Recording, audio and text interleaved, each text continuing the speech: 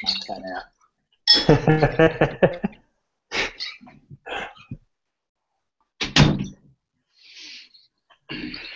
Okay, welcome back to part 2 of our hangout with Andrew Gillott.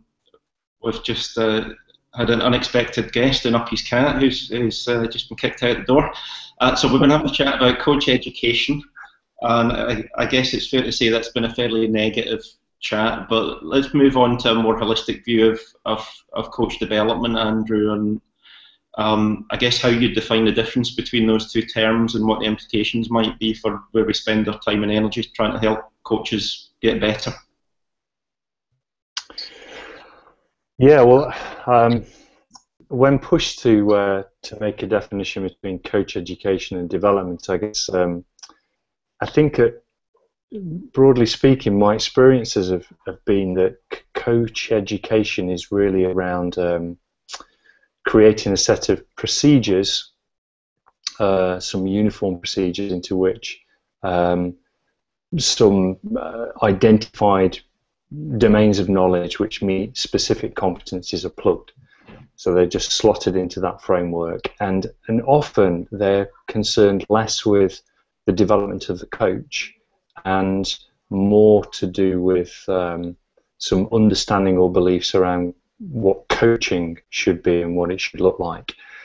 So if you like, it's often coaching development is what coach education does. It says this is how one introduces the session, this is how one coaches various populations, whatever it might be. Whereas coach development, I think, has, for me, been very much about developing the practitioner and treating the developing coach as the developing practitioner, developing towards expertise. So the skills involved and the knowledge required are centered largely, I think, around reflective learning and meta-learning and metacognition, so creating lifelong learners, than it necessarily is with how to coach within a specific environment under a certain set of prescribed conditions. I guess within the other interesting element of taking that view of practitioner development is that most coaches practice in isolation. They don't tend to practice with other groups of coaches, and I guess that one of the most interesting things about where we criticised coach education in that sense of let's sit people down in a classroom, the plus side of that is they're together. Yeah, absolutely. Yeah. And I guess that's an interesting element of where we're maybe need to look at where coach development can be more effectively delivered. For sure. I mean, I think the most powerful reflective, conversations that one has are through dialogue, not through monologue.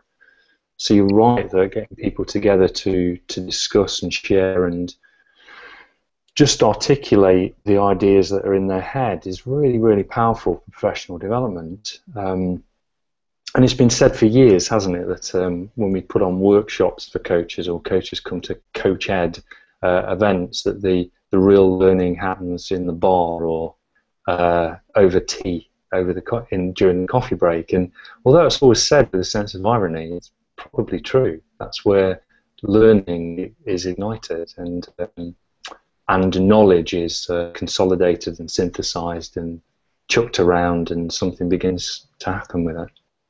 And I think for that, to really embrace that, we have to be prepared to let go of the notion we can control learning. So when we create these informal discussions and opportunity for dialogue, the direction they take is very much emergent. Yet, as you just described, then it can be very, very powerful and beneficial for a development as a coach, but we can only control that or influence it to a certain extent. And so I think that's a big part of the change as well, is a different frame of mind, which brings into play a lot of other factors as well. That, how do we measure it? Which is a common theme in this day and age, is how do you measure emergent learning? It's quite easy to say, yep, we put on this workshop on this topic, we tick it off, we had 40 coaches through, beautiful, we're doing our job. to say we facilitated an emergent discussion, it's very intangible. Yeah, it is, but I think we would certainly agree that one has to become comfortable with that, because trying to control learning is. I had a conversation recently which was actually about definitions of coaching. It could as easily be definitions of learning, and aligning that to definition of being able to explain in detail what the weather is like. It's a consists of multiple parameters which are consistently changing, almost never to be repeated. And we've come through a school system in the UK and many other Western European countries and throughout the world. We've come through a system where we think we understand that learning follows teaching, and where learning doesn't follow teaching, there's been a flaw in the teaching, or there's a very, very severe flaw in the person receiving the teaching. And we have to get away from that paradigm, otherwise I don't think we'll make very much progress, to be honest. And so what do you feel, if we focus on more about coach development rather than education, what do you think, without going to recipes like we talked about in the first part, what do you think are some of the key principles and things that need to be involved in developing coaches, and maybe some of the work you do? Well, I think, yeah, so central to it, I think, is providing coaches with some better reflective learning tools for them to be able to look at and take apart, dismantle, put back together again their own practice. Don't have to be complicated tools at all, but just showing the power of that. Interesting that Al had just spoken about practitioners not working together, and one of the most powerful things that I find in coach development situations is bringing people together to discuss their practice. Simple as it sounds, is it's huge for the coaches, and very often in a number of sports that I worked with over the last 18 months, those coaches have perpetuated that meeting. It's less formal than a community of practice, but it's about a reflective dialogue taking place. But I think central to coach development and the way forward of developing them, I think a unifying theory is something that we're desperately short of. We're bombarded as coach developers and as coaches with different theories, and we do lack a unifying theory. And I think we need to use tools that move us away from satisfying criteria, focus on the individual. Situated learning is where it's at, I think.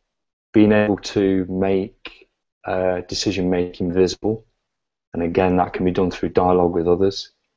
Very often, the stage in my experiences of taking apart the decision making process for a coach is simply drawing to their attention the fact that they are making decisions.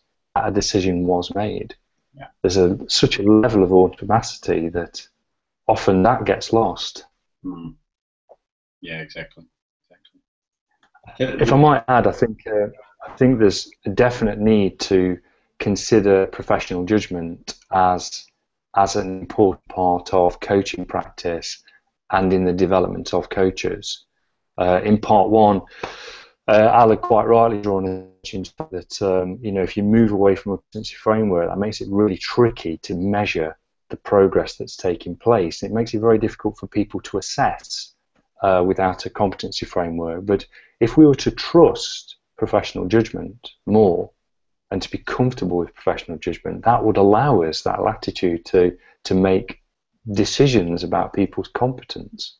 Yeah, I think that's a really interesting one, and I guess within that, perhaps it's easier in the Olympic sports, but one of the things that's wrapped up in education, of course, is the notion of a curriculum, and I think we're moving into an interesting space now where curriculums I guess in more progressive sporting context, are being seen as the accumulation of relevant experiences towards expertise, as opposed to that competency matrix that you're ticking off along the way.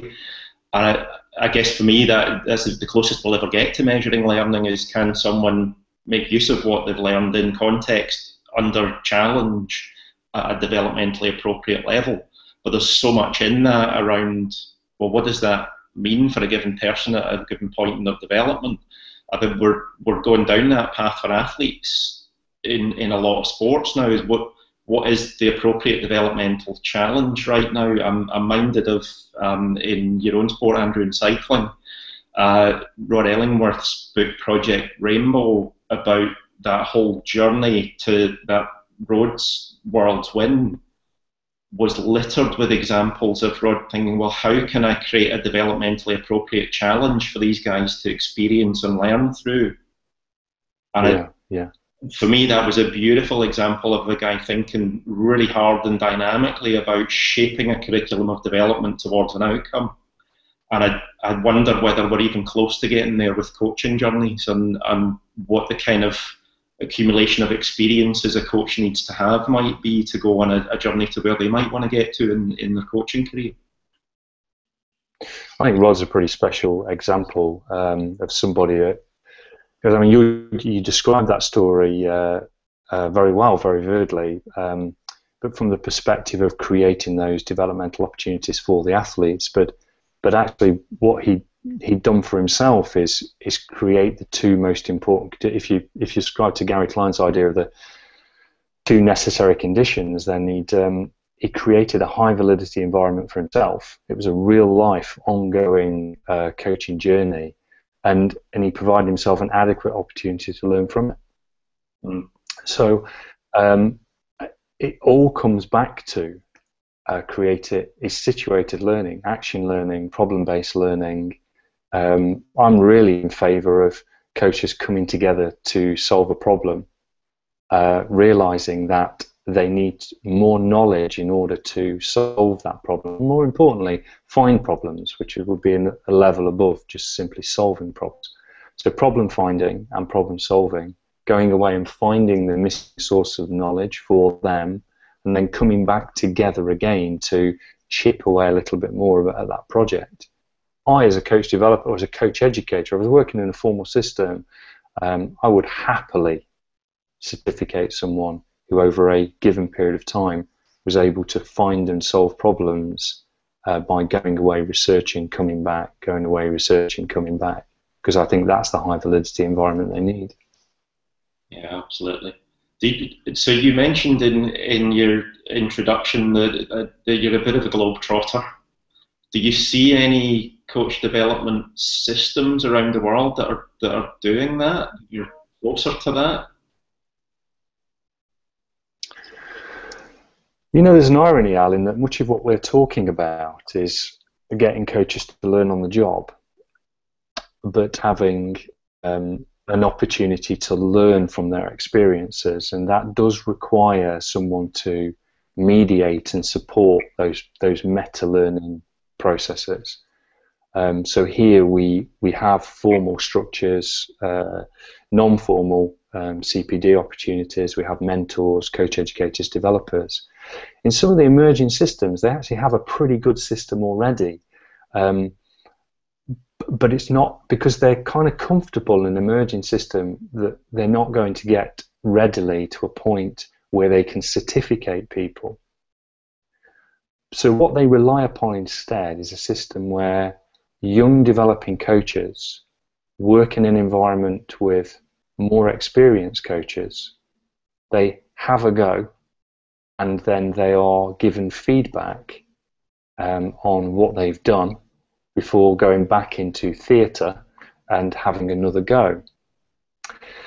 So in many ways, some of the best systems, the least controlled, the systems that recognise the complexity of the process best are those that have had to do so through necessity rather than by design. I hope you don't think that's too contrary an answer, but I think in many ways we've built in a level of structure for certification, and that has eradicated the action learning element, the situated learning that perhaps once would have taken place in the apprenticeship model. Yeah. No, that chimes a lot, and actually there's a hugely interesting parallel in the world of formal education, of course, with some of the biggest innovators in education around the world today are the nations that have never had education before. They weren't caught in that industrial model because they had no formal education, and they're just freely exploring the world of teaching and education with a very, very fresh, much more dynamic lens. And a lot of what we're learning about better ways to educate people is coming from nations that didn't have anything to break free of. There's also a sport. Sorry, Andrew, go ahead. No, after you, Mark. I've had my go. I was just going to bring up the example of a sport even in England I know of that it's an Olympic sport, but they've never really had a strong accreditation or qualification pathway. They've got some very basic sort of levels, and then it's all pretty much been informal and mentor support. And talking to some people involved in that recently, it's interesting their perspective to say, well, we don't see any value in going to more formal coach education models like what we've already done, because they don't have to tear everything down because they've never really done it that way. They just can't see where's the benefit, which is a really interesting insight. The challenge, obviously, for other sports that have got these more formal and rigid processes, if you like, is now how they go through that journey of maybe moving them aside and looking at these other options, and it's going to take time, I think, to implement those. Well, I mean, I think the governing bodies, the sports, will have an issue which we would have to sympathise and recognise, which is that they need to be sure that people are competent, can create safe environments, that they understand the ethical considerations of what they do, etc., etc. But I wonder if the two have been conflated, coach development and also kind of registered practitioner. And perhaps one way forward might be to separate those functions somewhat, or even if that's only the way it's articulated. But of course, we need people who are safe and ethical and understand their responsibilities towards athletes and towards organisations. But at the moment, I do think that the educational development of the coach and that element are linked in a way which is unhelpful. Mm-hmm. Yeah, I quite agree. And on that note, I think we're on the verge of talking about what might happen next and where the future lies. So a nice little point again to round up part 2, and join us for part 3 when we'll talk about the future. Thanks, Al.